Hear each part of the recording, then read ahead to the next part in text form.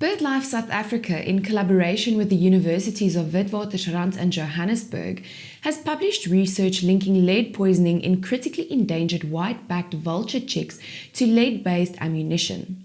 Stay tuned for more on this. Then, Potatoes SA brings Plaas TV viewers up to date with the latest market report. But first, over to Lisa for the latest agricultural news.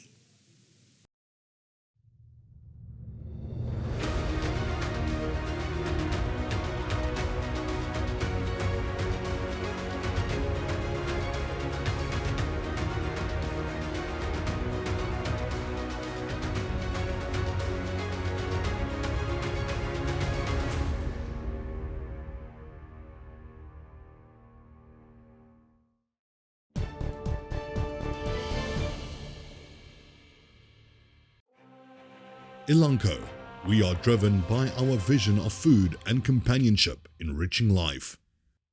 Welkom by die nuus. Die wolmark het weer van dese week 'n daling getoon. Die nie gesertifiseerde volhoubare wolaanwyser het met 1,2% gedaal tot R179,85 per kilogram. Die gesertifiseerde volhoubare wolaanwyser het met 1,1% gedaal tot R191,32 per kilogram. Heinrich Victor van OVK brei nou hieroor uit. Die Australiese EMI het ook effens verslap en 0,7% swakker verhandel teenoor die vorige veiling. Nou die effense daling in die mark is bloot weer eens 'n navolging van die Australiese mark, soos wat ons ook die vorige veiling gesien het. Maar die fluktuering van die wisselkoers gedurende die veiling het ook marktoestande effens bemoeilik. Nou daar is in totaal 9.986 bale aangebied, waarvan 94,2% verkoop is. Nou die aanbieding het hierdie keer bestaan uit 43% van die merino wol wat volhoubaar gesertifiseer was, met 'n goeie balans verder van die aanbieding tussen lang en medium lengtes wol. Standard Wool het op hierdie veiling die grootste hoeveelheid bale gekoop, gevolg deur Modiano, BKB Pinnacle Fibers en Lempriere SA. En so sê Heinrich Victor van OVK. Die minister van Finansies, Enoch Godongwana, het van dese week tydens die nasionale begrotingsrede aksiesverhogings van 4,9% op wyn en brandewyn aangekondig. Vonkelwyn is met 0,7% verhoog. Volgens 'n verklaring van Winpro is die verhoging op vonkelwyn in lyn met die bedryf se versoek vir 'n vaste tarief wat Suid-Afrikaanse vonkelwyn met internasionale maatstawwe belyn. Die suikerbedryf het die aankondiging van geen verhoging in die suikerbelasting deur die minister verwelkom. Kenners meen 'n styging hierin sou die bedryf uitgedun het en die land broodnodige werksgeleenthede gekos het. En die minister van Arbeid en Indiensneming het van dese week die gewysigde nasionale minimumloon in die Staatskoerant afgekondig. Dit weerspieël 'n 9,6% verhoging en sal op 1 Maart in werking tree. Heelwat landbouorganisasies het al misnoë hieroor uitgespreek en meen die verhoging sal voedselsekerheid verder ondermyn en broodnodige werksgeleenthede op die spel plaas. Dit is ten spyte van die feit dat rolspelers in die bedryf 'n verhoging van maksimum 2% gevra het. Dit is dan vandag se nuus, maar moenie weggaan nie.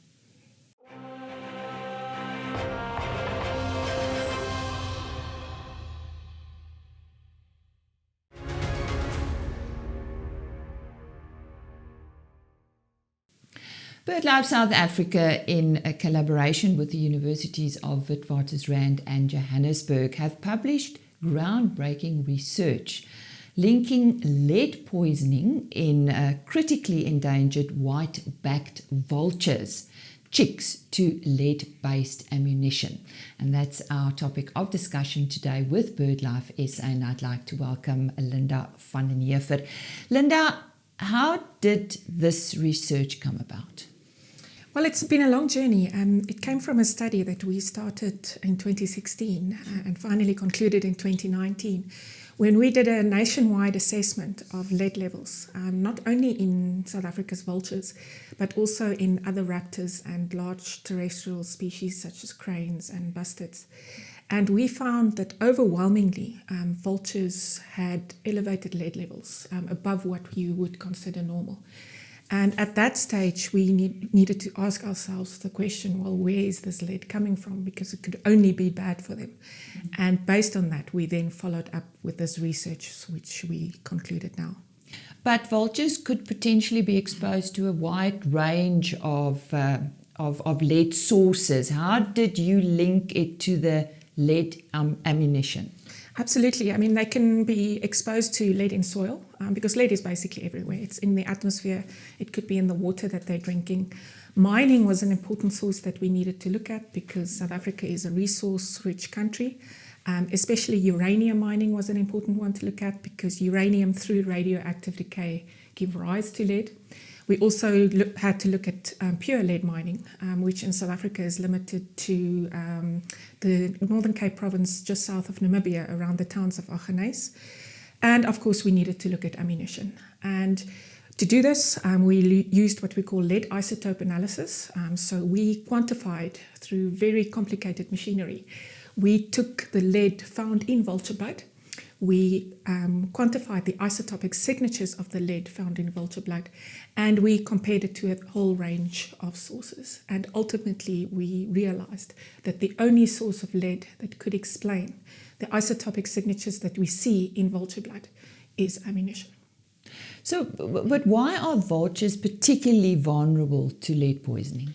Well, it's their scavenging lifestyle. Whiteback vultures are what we call obligate scavengers, which means that they feed almost exclusively on carrion, dead things. And that just exposes them to a range of dietary toxins. So when an animal is shot with a lead bullet, the lead fragments into 1 million pieces, and that is what it is designed to do. It is designed to kill the animal as quickly as possible. But unfortunately, those fragments of lead shatter throughout the carcass into 1 million tiny pieces. And vultures have got incredibly acidic stomachs. And when they eat that lead, which is now in the carrion, the lead gets absorbed into their bloodstream very, very quickly. But what effect does it have on the vultures? Well, lead, as I'm sure you know, is a toxic heavy metal, and it is extremely bad for any living organism. It serves no biological function. And once lead is absorbed into the bloodstream, it goes through the liver and the kidney, and it is ultimately deposited in the skeleton of any living organism. And what happens to vultures is when they need calcium, they remobilize calcium out of their skeleton. But instead of remobilizing calcium, they remobilize lead. So they keep poisoning themselves basically for the rest of their lives. And the reason why lead is so bad for vultures is because the body cannot distinguish between lead and calcium. So calcium, as you know, plays a vital role in all our organ systems basically, and especially in the nervous system. And in the circulatory system. So what we found now, and this is research that I'm about to publish, is that vultures with high lead levels find it increasingly difficult to manufacture hemoglobin. And as a result, they become anemic. And at extreme levels, they also start to exhibit signs of liver damage. And what I found, and which is quite alarming, I did a lot of my research at a reserve called Dronfield, just outside of Kimberley, where there's a very large whiteback vulture breeding colony. And what I've now found is that through tracking studies, I can see that chicks that have been exposed to lead while they're in the nest have trouble fledging properly. And we are now seeing emerging evidence that they fledge, but they just sit on the nest for months on end, during which time most juveniles are in Angola already. I mean, I've had birds from the same colony who hatched at the same time that have flown to Angola in the same time that other chicks just do not fledge properly. Well, the question is, where does this lead come from? When we come back, we'll answer that question.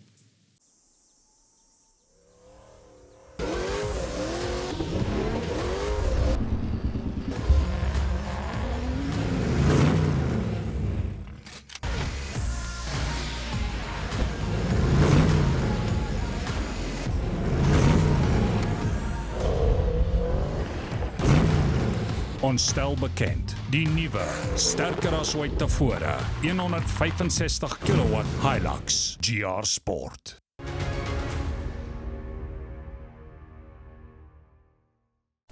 Goeiedag, in die kommoditeitsprysverslag kan aangesien word dat rooi vleispryse in week 7 van die jaar verder gedaal het.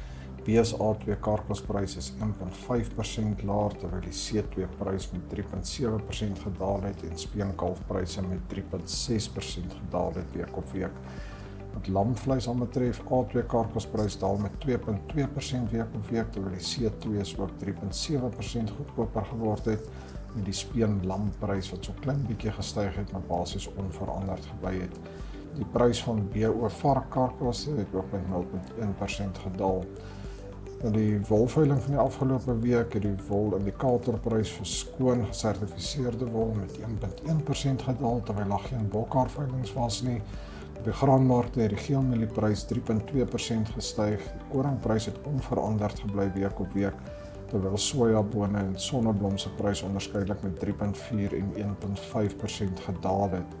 Die wisselkoers het die rand weer eens swaar getrek teenoor die dollar, 1.6% verloor week op week, en alhoewel hy met 0.5% verswak het teenoor die euro, het daai tendens so bietjie afgeplat en is die verswakking nie so skerp soos in die geval van die dollar nie.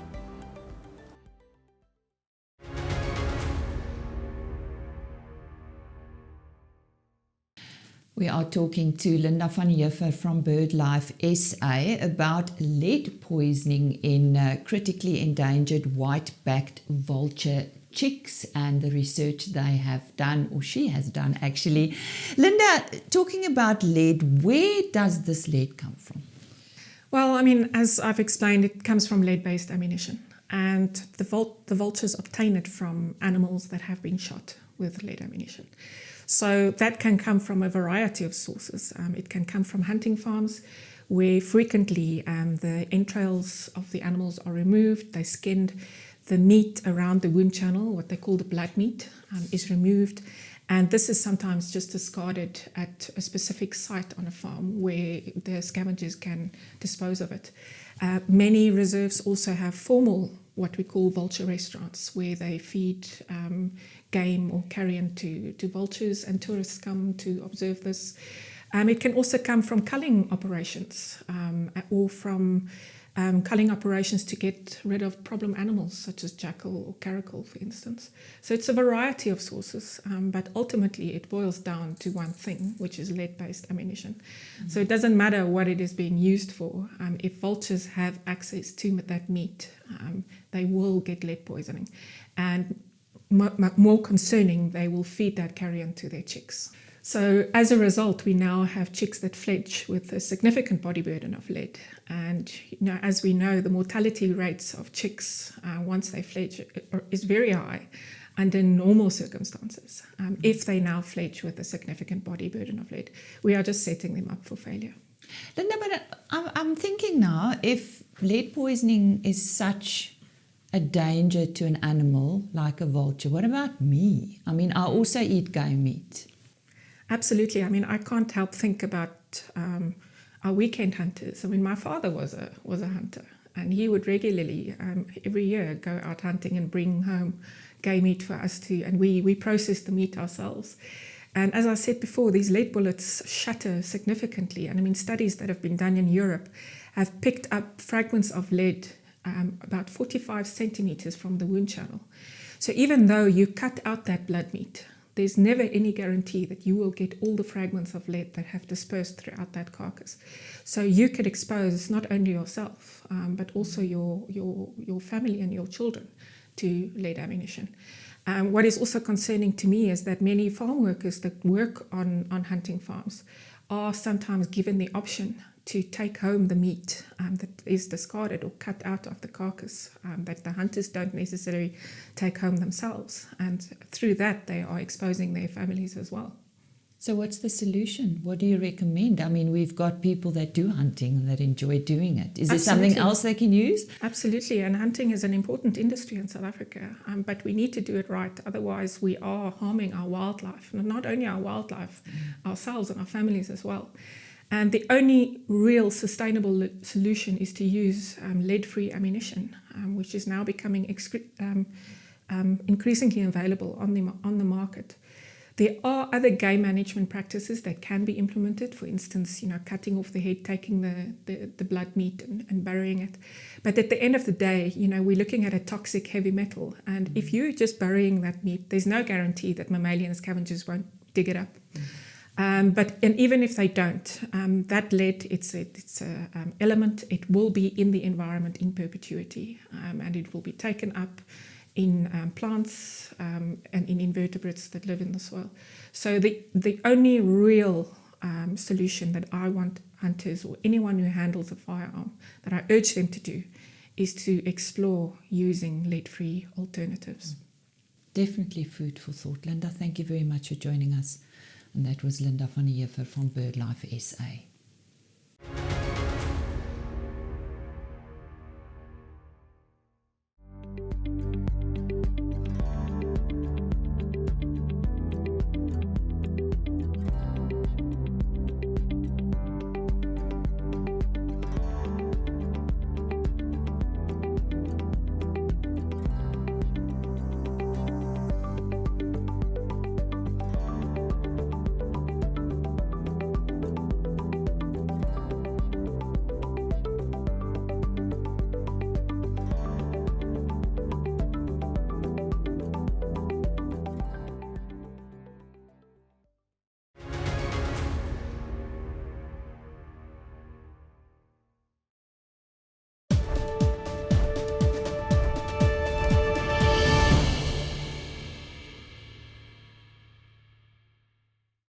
Hello, my name is Sibabaliwe Rulumeni and I am the Industry Information Intern at Potatoes SA. For the first 5 weeks of 2023, approximately 9.4 million 10-kilogram potato bags were sold and supplied to the markets with potatoes.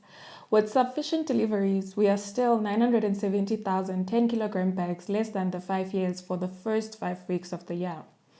The average price for this period is 20.79 rand, more than the previous year, and was 55.41 rand per 10-kilogram bag across all classes and sizes. In 2023, the average daily stock levels on the fresh produce markets was 712,000 10-kilogram bags per day, which is approximately 22,000 10-kilogram bags more than December's average daily stock levels. Year on year, January's average stock levels decreased by 29%, and they were on average 239,000 10-kilogram bags less available daily. The average daily price during January 2023 varied between 48.05 rand and 61.10 rand per 10-kilogram bag and showed a significantly higher variation than in 2022 for the same period. The average monthly price increased by 24% year on year. The average monthly price for all sizes and classes was 55.41 rand, where the average monthly price for Class 1 medium ended at 57.79 rand per 10-kilogram bag. The total deliveries to the fresh produce markets for January 2022 were approximately 7.8 million 10-kilogram bags. The regions that supplied the fresh produce markets with the most potatoes during January are namely Southwestern Free State, Northwest, Eastern Free State, Gauteng, and Sunveld. Of these 5 regions, Southwestern Free State, Northwest, and Gauteng were the regions whose deliveries increased most from December to January. Southwestern Free State showed the highest percentage increase in deliveries. Sunveld's deliveries decreased by 45%. If we look at how the class distribution looked during January, it will be seen that Class 1 made up 78% of all sales, which is a 4% decrease compared to December's 82%. Class 2 and 3 both increased between 1 and 3%. Class 4 remained unchanged. During January, large, medium, and medium potatoes represented around 82% of sales on all markets. Large, medium, small, and baby potato sales showed reductions, whereas large and small medium potato sales increased by 5% and 1% respectively. In January 2023, sales ended at 8.1 million 10-kilogram bags. January sales are 977,000 10-kilogram bags below the 5-year average sales for the same month. Southwestern Free State was the market leader during January with 34% market share and sold 1.9 million bags in January. Northwest was the second largest region during January and represented 29% of sales, Gauteng at 18%, Sunveld 11% and Eastern Free State had 8% market share during January. With 2023 underway, Potatoes SA would like to wish you a happy and prosperous new year.